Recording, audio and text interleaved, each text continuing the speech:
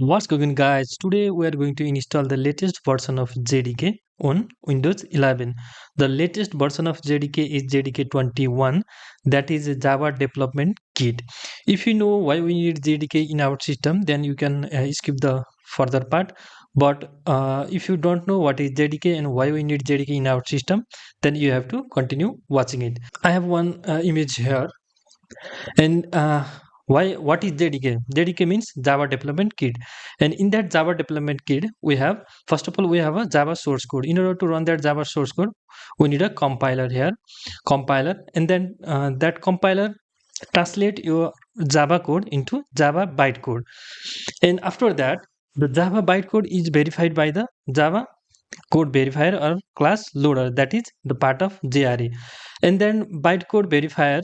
After that bytecode verifier, that code is sent to the Java interpreter and JIT compiler, that is just-in-time compiler.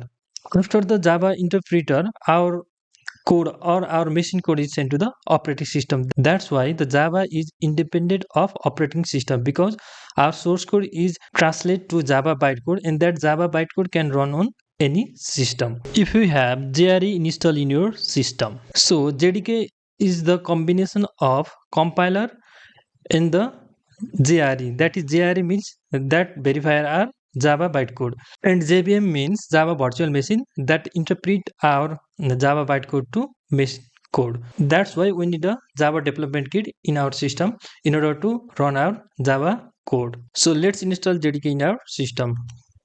Now open up any browser and search JDK, then Oracle website will display, and click that link, and there you can see JDK 21, JDK 17. JDK 21 is the latest one. So after that, selecting JDK 21, you have to choose your operating system or your environment, and your environment is Linux, Mac OS or Windows. I am using Windows here, so download that 64 installer and save your file. It will take some time.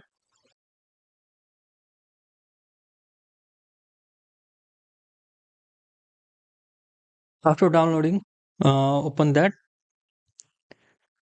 and then run your application. Then click next,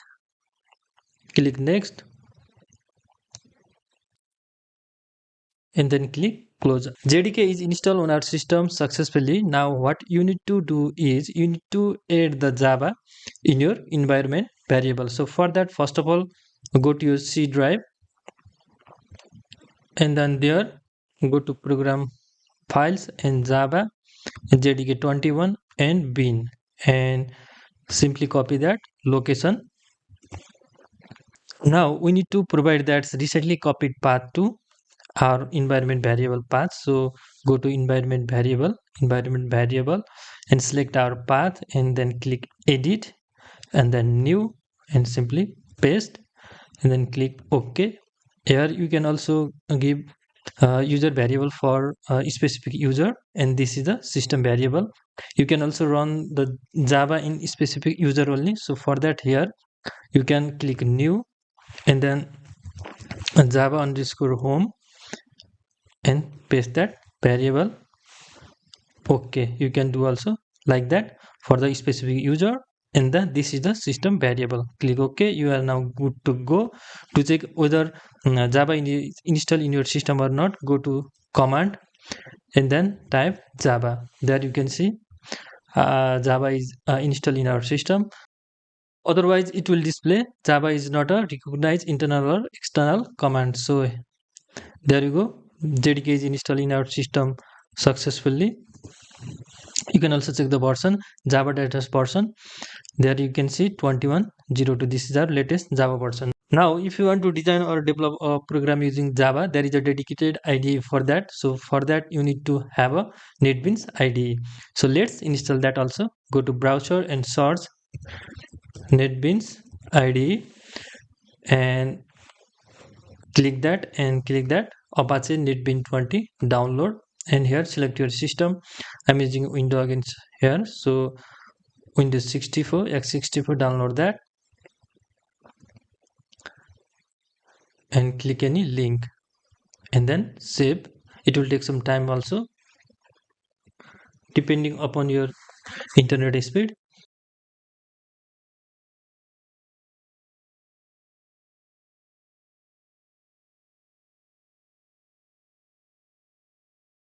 Now after downloading it, go to the recently downloaded .exe file and run that.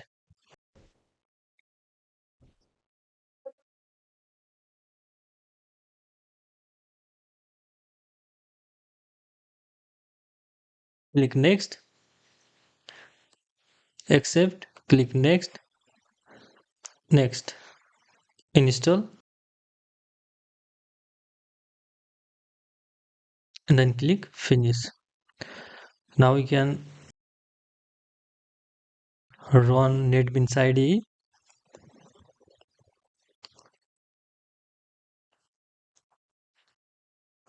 This is a front page. Now click that new next project and Gradle or Maven, whatever you like. Click next, Java application, and then in this way you can develop your GUI application using Java,